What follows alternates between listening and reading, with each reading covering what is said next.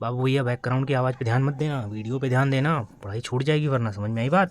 भटकना नहीं है, पढ़ना है हमें जम लगा के। चलो देखो इधर ध्यान से। तो आ गए वापस आप लोग फिर से एक नए टॉपिक के साथ।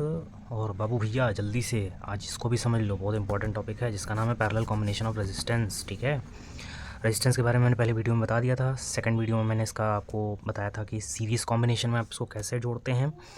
और आज के इस वीडियो में मैं आपको बताऊंगा कि अगर कोई भी रेजिस्टेंस, 3 रेजिस्टेंस, 4 रेजिस्टेंस जितने भी हैं, अगर आप उनको पैरेलल कॉम्बिनेशन में जोड़ते हो, समांतर क्रम में जोड़ते हो, तो उसमें आप कैसे उसका व्यंजक प्राप्त करोगे। और हाँ, इसका पैरेलल कॉम्बिनेशन के नाम के साथ साथ, यानी कि समांतर क्रम के नाम के साथ साथ, इसका दूसरा नाम ये भी है पार्श्व क्रम। तो पार्श्व क्रम बोलिए, चाहे इसे आप समांतर क्रम बोलिए, बात से एक ही है। ठीक है, फटाफट सर्किट समझिए। यहाँ पर आपको मैंने ऑलरेडी पिछले वीडियो में बता रखा था कि ये आपका पॉजिटिव होता है, ये आपका निगेटिव होता है। यहाँ पर कि अभी प्लग नहीं लगा हुआ है, तो अभी सर्किट जो है वो आपका कैसा है, अभी यहाँ करंट फ्लो नहीं कर रही है। अब करंट फ्लो नहीं कर रही तो पहले हमें करंट फ्लो कराना पड़ेगा। मान लीजिए बैटरी अपना काम भी करना शुरू कर दिया है, तब भी ये सर्किट अभी कंप्लीट नहीं है। तो यहाँ पर हम जब की लगा देंगे तो यहाँ से करंट फ्लो करेगी। तो अब ये हो जाती है क्लोज सर्किट ऑन कंडीशन। यहाँ पर अब करंट फ्लो करेगी +2 माइनस। अब यहाँ पर समझ लेते हैं कि यहाँ पर आई करंट अगर फ्लो करना शुरू करती है, तो जैसे सीरीज़ कॉम्बिनेशन में हमने देखा था कि अगर सीरीज़ कॉम्बिनेशन होता था तो उसके सिरे अलग अलग होते थे। यहाँ पर उसके 3 सिरे वहाँ पे बने थे, लेकिन यहाँ पर देखिए टोटल ओवरऑल एक ही सिरा ये और ये है।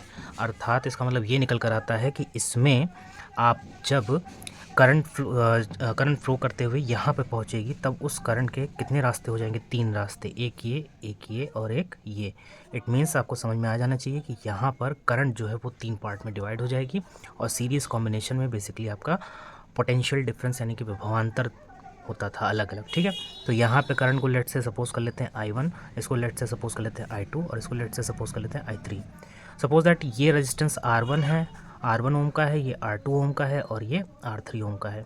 ठीक है, और यहाँ पे पोटेंशियल अक्रॉस जो बैटरी के होगा वो भी आपका क्या होगा? वो भी आपका V वोल्ट ही होगा।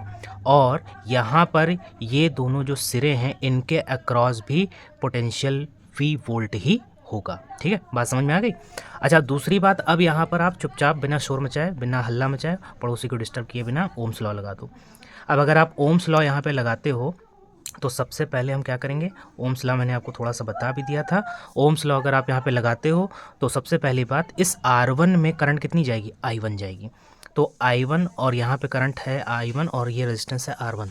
अब दूसरी बात, अगर इसमें देखें तो करंट है I2, इसमें रेजिस्टेंस है R2, इसी तरह से I3 R3। ठीक, तो बस कुछ नहीं करिए आप, क्योंकि पोटेंशियल सेम है तो यहाँ पे हमारे पास ओम्स लॉ होता है V = IR। ठीक है, अब यहाँ पर ओम्स लॉ तो basically V is directly proportional to I होता है, ये R आपका कांस्टेंट होता है। अच्छा, यहाँ से अगर आपकी I की वैल्यू फाइंड आउट करोगे तो आपको क्या मिलेगा? यहाँ से आपको मिलेगा I = V/R। अब आप इससे I की 3 कंडीशन बना ली, 3 इक्वेशन बना लीजिए। तो फर्स्ट इक्वेशन आपकी क्या बिल्ड हो जाएगी? First equation will be V/R1 and the second will be I2 = V/R2 and the third one will be I3 = V/R3। बाबू भैया बैकग्राउंड की आवाज़ पे ध्यान मत देना, वीडियो पे ध्यान देना, पढ़ाई छूट जाएगी वरना। समझ में आई बात? भटकना नहीं है, पढ़ना है हमें जम लगा के। चलो देखो इधर ध्यान से। तो ये आपका 3 हो गया। अब यहाँ से आपको क्या पता है? ये I1, I2 और I3 जो तीनों करंट बनी है अलग अलग ही, किससे? I से ही तो बनी है। तो यहाँ पर हम क्या ले सकते हैं? I = I1 + I2 + I3, है ना? सही ना? ओके बाबू मुशाए। अब बाबू मुशाए आगे देखो क्या करना है। बाबू मुशाए, यहाँ पर अगर आप देखोगे तो मैं आपका दोस्त हूँ, आप मेरे एक अच्छे दोस्त हो। अच्छे दोस्त के नाते आप मुझसे सीखो और मैं आपसे सीखता हूँ। I = यहाँ पर क्या हो जाएगा? I1 की वैल्यू पुट करते हैं तो ये आपका हो जाता है V/R1। दिख रहा है बाबू शायद कि नहीं? और यहाँ पर V/R2 हो जाएगा। ठीक है, फिर यहाँ पर V/R3 हो जाएगा। लास्ट तक देखोगे तब अच्छा लगेगा, ऐसे अधूरा छोड़ के ना चले जाना, समझे? ये क्वेश्चन हमने कंबाइन करके बना ली। अब यहाँ पर सिंपली आपको क्या करना है? यहाँ पर अब आप अगर आप देखिए तो यहाँ से क्या कॉमन हो सकता है? V। तो अगर V कॉमन हो सकता है तो हम यहाँ से क्या कर लेंगे? I = V कॉमन हो गया पूरे में। यहाँ कितना बचा? 1/R1। बोलो हाँ कि ना? हाँ कि ना? सुनाई नहीं पड़ रहा? 1/R3। ठीक है, अच्छा ठीक है, गाना सुने होंगे। अब यहाँ पर I/V ये बन जाएगा। अच्छा, अगर ये I/V बन गया है और इधर कितना बचा आपका? ये आपका बचा 1/R1 + 1/R2 और +1/R3। समझे कि नहीं समझे? अच्छा, अब यहाँ पे देखो आई अपॉन वी जो बचा हुआ है ये बेसिकली किससे रिप्लेस हो सकता है? तो यहीं से आप देख सकते हो, इसको हम कह सकते हैं क्या? इसको आप कह सकते हैं I upon V is equal to 1 upon R. It means ये आप तीनों रेजिस्टेंस का इक्विवेलेंट रेजिस्टेंस होगा 1 अपॉन आर। ये आपका होता है पैरेलल कॉम्बिनेशन, और ये आपका फार्मूला या आपका व्यंजक है 1 upon R one plus 1 upon R two plus 1 upon R three. तो ये आपका पैरेलल कॉम्बिनेशन में इक्विवेलेंट रेजिस्टेंस या परिणामी प्रतिरोध का इक्वेशन है।